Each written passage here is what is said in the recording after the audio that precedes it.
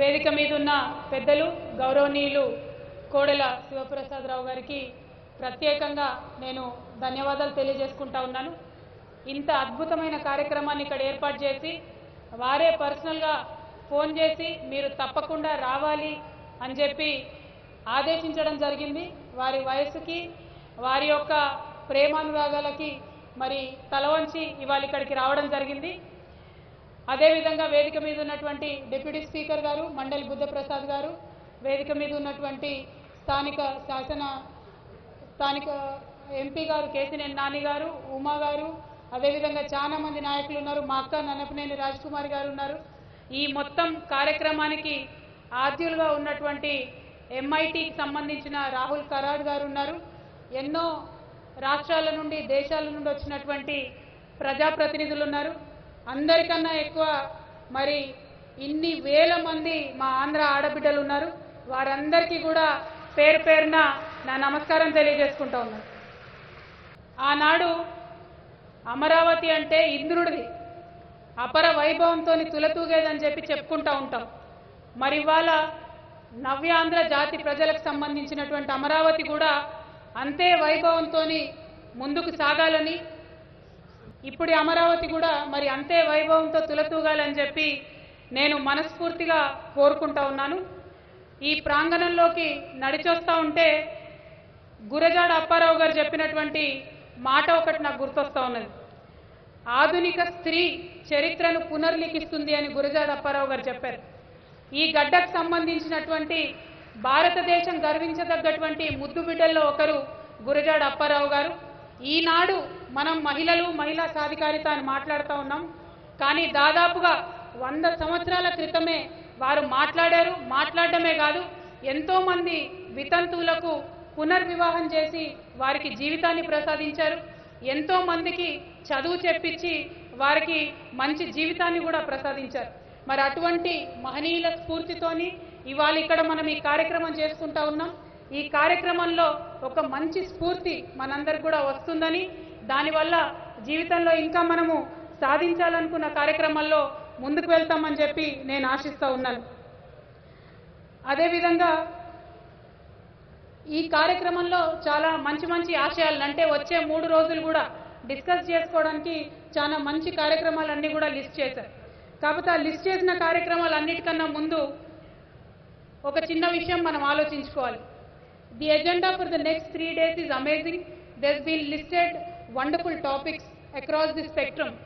But before we get into the topics, before we discuss all those issues, I believe as women, as Indians, we need to understand where women globally and where women in India specifically are today. Particularly when we look at the global scenario, there are few countries where even today women cannot vote, women cannot drive, women cannot go to schools. There is a very visible restrictions in those countries. But there are again a different set of countries which look very liberal, countries like United States, countries like many countries in Europe, countries like India, where we can go to school, where we can pursue the career that we want to, where we can participate politically, where we can do whatever we want to. But as women, all of us know there is a visible freedom in these countries, but there is also an invisible glass ceiling in these countries.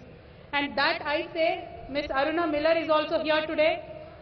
That I say because in a country like United States, even after 200 years of democracy, we could not get a woman to be elected as the President of United States. But whereas in India, in 1960s, we had a head of a state as a woman. In this country, where we see a invisible glass ceiling, we've always accepted women leadership. అంటే మన రక్తంలోనే ఉన్నది, మన చరిత్రలోనే ఉన్నది. ఇప్పుడు ఇందిరాగాంధీ గారి గురించి మనం చెప్తా ఉన్నాం.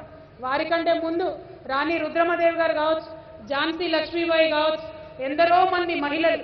ఇదే గడ్డ మీద మనం మాట్లాడుకుంటే ఆనాడు గాంధీజీ వచ్చినప్పుడు ఇదే విజయవాడలో 100 మంది ఆడబిడ్డలు జైళ్ళకు వెళ్ళినారు. 100 మంది సహాయ నిరాకరణ ఉద్యమంలో మొత్తం తమ ఒంటి మీద ఉన్న బంగారాన్నంతా ఒలిచి దేశం కోసం ఇచ్చేసినటువంటి పరిస్థితిని మనం చూసాం. అంటే మనకు కొత్త కాదు, లీడర్షిప్ మహిళలకు కొత్త కాదు. దేశం కోసం త్యాగం చేయడం మహిళలకు కొత్త కాదు. కానీ కొత్త విషయాలు ఏంటంటే మహిళల పట్ల పెరుగుతున్న వివక్ష, కొత్త విషయాలు ఏంటంటే మహిళల మీద పెరుగుతున్న హింస.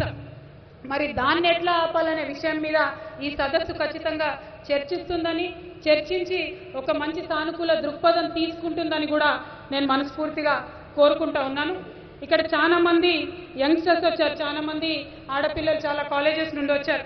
వారందరికీ నేను ఒక విషయం చెప్పదలుచుకున్నాను. There is a problem in this world. Usually the most stupid people are very confident and they don't ask questions. But the most intelligent people and the people who want to learn, in the doubt that what other people would think, do not ask any questions. But all the young girls present here today, I would like to request you, please ask questions. Please ask for help. Many of us sitting here, the leaders, all of us, we are willing to support you. We want you to do very good in your life. You don't have to necessarily come into politics. But whichever stream of line you select, whichever stream of line you want to work in, we are willing to help you, mentor you and guide you. So one thing you should kindly remember, all the young women here, is to question. Question everything. Question your teachers, question your politicians, question your parents. Kindly do not stop, do not hesitate. I believe that is the one mantra which will take us women to a greater heights. Apart from that, of course, today's topic has been on mentorship. Mentorship అనే concept usually బిజినెసెస్లో western కంట్రీస్లో ఎక్కువగా మాట్లాడతాము, మన భారతదేశంలో తక్కువగా అవగాహన ఉన్నటువంటి concept. Mentorship అంటే ఏదన్నా ఒక ఎక్స్పీరియన్స్ ఉన్నటువంటి రాజకీయవేత్తలైనా వ్యాపారవేత్తలైనా కొత్తగా ఆ ఫీల్డ్లోకి అనుకుంటున్న వాళ్ళని తీసుకొని ఆ కార్యక్రమాన్ని నేర్పించడం, వాళ్ళతో ఎక్స్పీరియన్సెస్ షేర్ చేసుకోవడం. ఈ మంచి కాన్సెప్ట్ని ఇక్కడ కోడెల శివప్రసాద్ రావు గారు మరి ఇంట్రడ్యూస్ చేయడం నిజంగా వారి స్ఫూర్తిని చూపుతూ ఉన్నది. ఆ స్ఫూర్తిని మరి నేను కూడా ముందుకు కొనసాగించదలుచుకున్నాను. చాలా మంది ఢిల్లీలో అబ్బాయిలు ఎంపీస్కి లెటర్స్ రాస్తూ ఉంటారు, మేడం మీ దగ్గర ఇంటర్న్షిప్ చేస్తాం మేము అని. నా దగ్గర కూడా ఒక 5-6 మంది పిల్లలు ఇంటర్న్షిప్ చేస్తూ ఉన్నారు. మన తెలుగు రాష్ట్రాల నుంచి ఉన్న అబ్బాయిలు ఉన్నారు, వేరే రాష్ట్రాల నుంచి వచ్చినటువంటి అబ్బాయిలు ఉన్నారు. కానీ ఇంతవరకు నాకు ఏ ఒక్క అమ్మాయి కూడా మేడం మీ దగ్గర ఇంటర్న్షిప్ చేస్తానని రాయలేదు. మరి ఈ కాన్ఫరెన్స్ స్ఫూర్తితోని ఎవరన్నా అమ్మాయిలు ఇంటర్న్షిప్ చేయడానికి ఉంటే కూడా మరి అందరు లీడర్స్ మనం సహకరించి యాక్సెప్ట్ చేయడానికి కూడా సిద్ధంగా ఉన్నామని తెలియజేస్తూ ఉన్నాను. అంతేకాకుండా ఇందాక అశోక్ గజపతిరాజు గారు మాట్లాడుతూ ఒక మాట చెప్పారు, మనకు మెంటర్స్ అంటూ వేరే ఎక్కడో లేరు. మన ఇంట్లోనే మన అమ్మమ్మలు తాతయ్యలు మన రామాయణాలు మహాభారతాలు మన అర్థశాస్త్రాలు మనకన్నీ చిన్నప్పటి నుంచి చిట్టిపొట్టి కథల రూపంలో చెప్పి మన పర్సనాలిటీని డెవలప్ చేసినటువంటి సందర్భాన్ని మనం చూసాం. అదే పద్ధతిని అదే ఒరవడిని కొనసాగిస్తూ ఆయా మన భారత సంస్కృతిలో ఉన్నటువంటి మంచి అంశాలను తీసుకొని కనుక మనం ముందుకెళ్ళగలిగితే బాగుంటుందని నేను భావిస్తూ ఉన్నాను. దీనికి బెస్ట్ ఎగ్జాంపుల్ ఏంటంటే మన తెలుగు రాష్ట్రాల్లో ఎక్కడో గ్రామీణ ప్రాంతాల్లో ఉన్నటువంటి ఒక పేద మహిళ కూడా తనకు వచ్చేటటువంటి చాలా కొద్ది ఆదాయాన్ని ఆమె ఇంటికి వాడుతుంది, పొదుపు చేస్తుంది, చాలా గుట్టుగా తన సంసారాన్ని చేసుకుంటుంది. నిజానికి డిమానిటైజేషన్ అప్పుడు ఆర్బీఐ గవర్నర్ గారికి కూడా అంత ప్రతిభ ఉండి ఉండదు కాపాడుకోవడానికి. ఒక గ్రామీణ మహిళకు ఉండేటటువంటి ప్రతిభ, మరి అంత గొప్పతనం అంత ప్రతిభ మన మహిళలకు ఉన్నది. దాన్ని కాపాడుకొని ఆ క్షేత్రస్థాయి నుండి పైకి తీసుకొచ్చే కార్యక్రమాలు చేయడానికి ఇటువంటి కాంక్లేవ్స్ ఇటువంటి కార్యక్రమాలు ఉపయోగపడతాయని చెప్పి నేను బలంగా విశ్వసిస్తూ ఉన్నాను. చాలా మంది మరి చదువులు ఉంటే చాలా అనుకుంటారు, చదువు చాలా అవసరం. కానీ చదువు లేకుండా కూడా జీవితాన్ని చదివినటువంటి మహిళలు మన గ్రామాల్లో చాలా మంది ఉన్నారు. వారందరినీ కూడా మరి పైకి తీసుకొచ్చే విధంగా నిజంగా మనం పనిచేయాల్సి ఉంది. ఎప్పుడైనా ఆంధ్రప్రదేశ్ గురించి ఆలోచిస్తే నాకు రోషమ్మ గారు గుర్తొస్తారు. మద్యపాన నిషేధం కోసం చాలా పెద్ద ఎత్తున చదువు రానటువంటి ఎంతోమంది మహిళలు కూడా తీసుకొని గ్రామాల్లో ఉద్యమం చేసినటువంటి మహిళ. మరి వారి స్ఫూర్తితోని మనందరం కూడా నాయకత్వ పటిమను మరి ముందుకు తీసుకెళ్లాలని నేను కోరుకుంటూ చివరిగా ఒక చిన్న అంశం చెప్పి నేను ముగించదలిచాను. ఇక్కడ చాలా మంది మా ఆడబిడ్డలు ఉన్నారు, ఆడపిల్లలు. ఎప్పుడన్నా వంటింట్లోకి వెళ్ళారా? చెయ్యత్తాలు వెళ్ళారా? జనరల్గా మన ఇళ్లలో ఏం జరుగుతుందంటే మన నాన్నలు చెప్తా ఉంటారు, మా మా భార్య మహారాణి, మా ఇంటికే మహారాణి అని చెప్తారు. ఇంటికే మహారాణి అని చెప్పినామా లాస్ట్కి వంటింటికి మహారాణి అవుతుంది.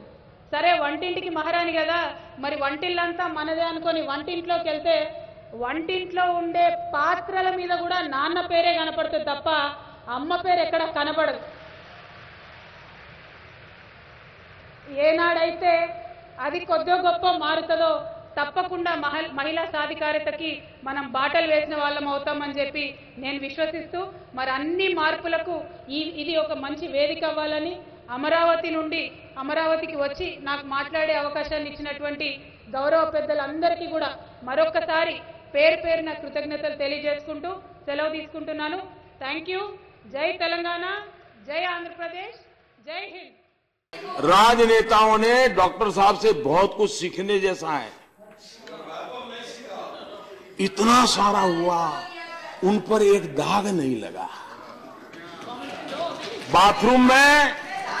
बाथरूम में रेनकोट पहन करके नहाना, ये कला तो डॉक्टर साहब ही जानते हैं.